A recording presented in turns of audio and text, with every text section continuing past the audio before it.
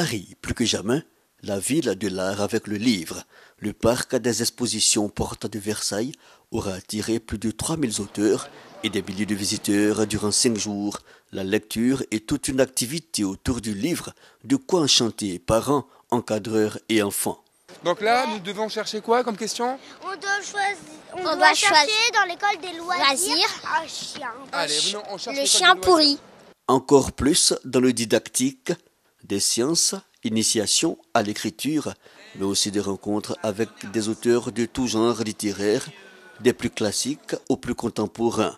Le polar et le thriller, par exemple, nouveau genre sur le salon. Le salon du livre, c'est le salon de tous les livres et c'est ça qui pour moi est la force du livre, c'est qu'il y a autant de littérature qu'il existe de lecteurs et moi pour le coup j'écris des thrillers. Moi ce que j'aime c'est entraîner les lecteurs dans des montagnes russes d'émotions. Et pourquoi pas se plonger dans les pages d'un ailleurs inexploré. La Russie, pays invité d'honneur avec 38 auteurs, offre une littérature dynamique et diversifiée. C'est le grand auteur Solzhenitsyn donc, qui a fait irruption dans la littérature il y a 30 ans environ, et donc qui est un monument de la littérature russe. Et je vois qu'il y a un livre à lui consacré à l'occasion d'une exposition, donc ça m'intéresse beaucoup.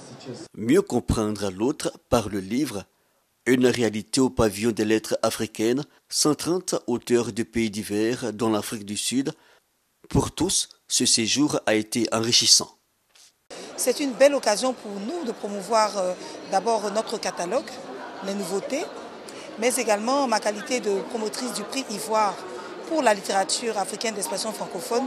C'est aussi le lieu pour moi de faire, je dirais, la promotion de ce grand prix littéraire qui fait honneur à la Côte d'Ivoire. J'ai accordé un grand nombre d'interviews et surtout j'ai rencontré le public enfant à travers des ateliers de contes et de lecture qui ont été vraiment très très appréciés, aussi bien par les petits que par les grands. Donc le bilan est très positif pour moi. Mon rêve est que un tel projet existe en Afrique, c'est-à-dire le salon du livre d'Afrique, en Côte d'Ivoire, mais dans un autre pays, mais de façon tournante.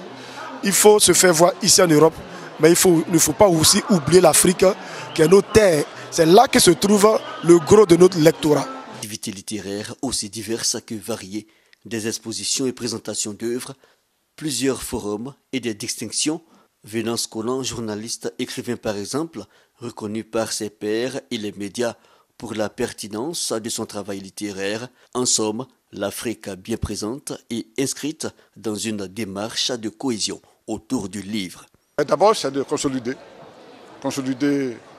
notre présence, renforcer notre présence, l'enrichir davantage avec des auteurs et des éditeurs de référence, mais également nous déporter sur le continent.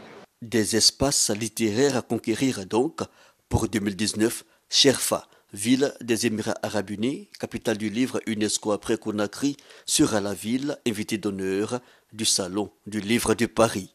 Merci beaucoup.